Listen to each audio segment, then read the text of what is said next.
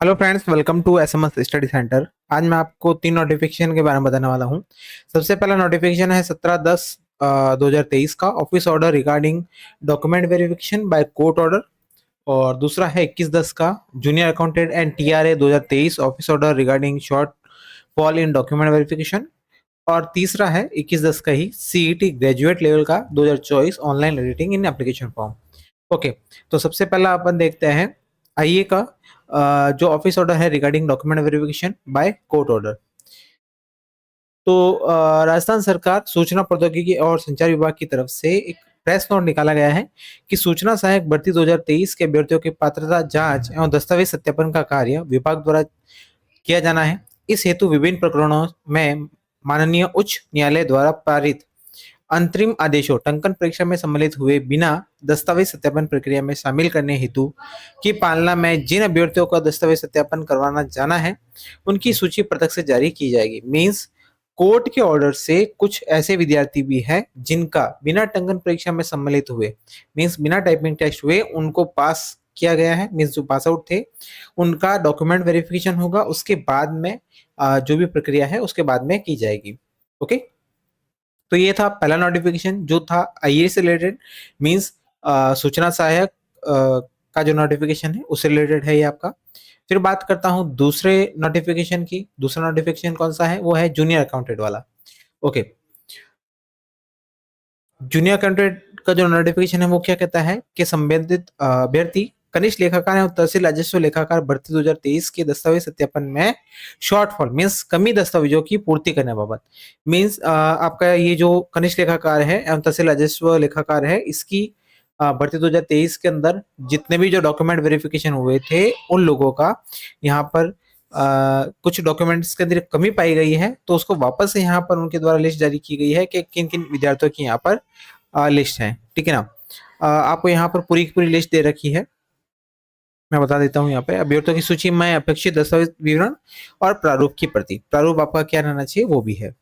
सबसे पहले यहाँ पर क्रम संख्या, दूसरा रोल नंबर है और तीसरा है आप आक्षेपित दस्तावेज विवरण। ठीक है ना। मीन्स कौन कौन से दस्तावेज की कमी पाई गई है, जैसे कि यहाँ पर फर्स्ट है 704534 की स्नातक उपाधि की प्रति, जाति प्रमाण पत्र नवीनतम प्रस्तुत किया है, आवेदन की अंतिम तिथि को संबंधित वर्ग की पात्रता का शपथ पत्र प्रारूप नंबर 2 आपको यहाँ पर सबमिट करना है। ओके, बाकी जो भी रोल नंबर है आप यहाँ पर देख सकते हैं। रोल नंबर है उसके सामने उनका जो भी सत्यापन के टाइम में जो उनके डॉक्यूमेंट की कमी थी वो यहाँ पर इनके द्वारा शो की गई है। ओके, अब यहाँ पर सबसे लास्ट में क्या दे रखा है? यहाँ पर शपथ पत्र दे रखा है। ठीक है ना। और दूसरा प्रारूप है आपका प्रारूप 2 जो शपथ पत्र है।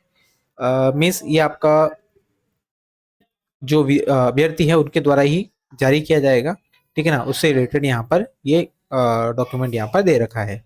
ओके, तो ये था दूसरा नोटिफिकेशन। तीसरे नोटिफिकेशन की बात करता हूँ मैं यहाँ पर, जो है 21/10 का सीईटी ग्रेजुएट लेवल का। Okay, online editing application form के अंदर तो समान पात्रता परीक्षा सीईटी स्नातक स्तर 2024 कार्यालय आदेश है आपका।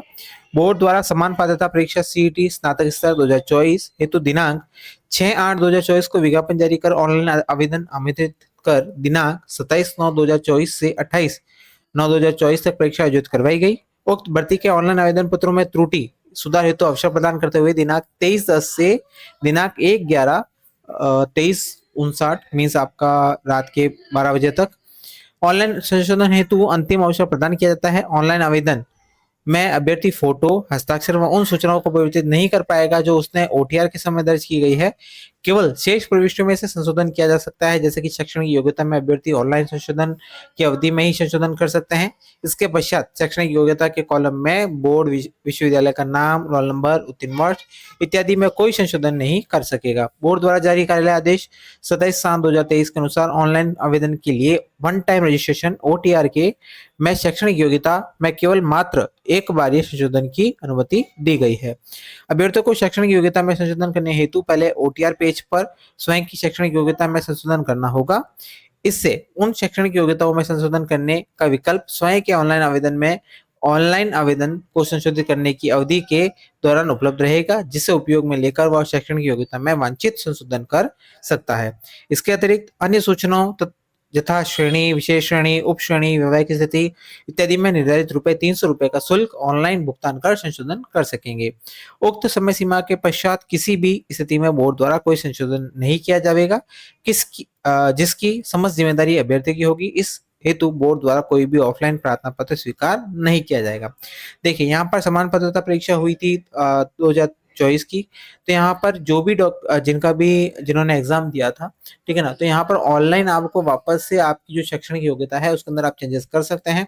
और यहाँ पर स्पेशल लिखा है कि अगर आप यहाँ पर आप इसके अतिरिक्त अन्य सूचनाएं जैसे कि श्रेणी हो गई आपकी, विशेष श्रेणी हो गई है, उप श्रेणी हो गई है, वैवाहिक स्थिति हो गई है इत्यादि में अगर कोई चेंज करना चाहते हैं तो आपको ₹300 का शुल्क भुगतान करना होगा। ओके। और यहाँ पर अगर आपने शैक्षणिक योग्यता में चेंज करना है तो आपको ओटीआर में चेंज करना होगा। उसके बाद में ये जो टाइम पीरियड दे रखा है उसके अंदर आप यहाँ पर चेंज कर सकते हैं। ओके। तो ये थे तीनों नोटिफिकेशन जो आरएसएमएस एसएसबी के द्वारा जारी किया गया है। सबसे पहले office order regarding document verification by court order, दूसरा है junior accountant and TRE 2023 office order regarding shortfall in document verification, तीसरा है CET graduate 2024 online editing in application form. Okay. अगर आपको इन्फॉर्मेशन अच्छी लगती है तो हमारे चैनल को लाइक, शेयर एंड सब्सक्राइब करना ना भूले। Thank you so much.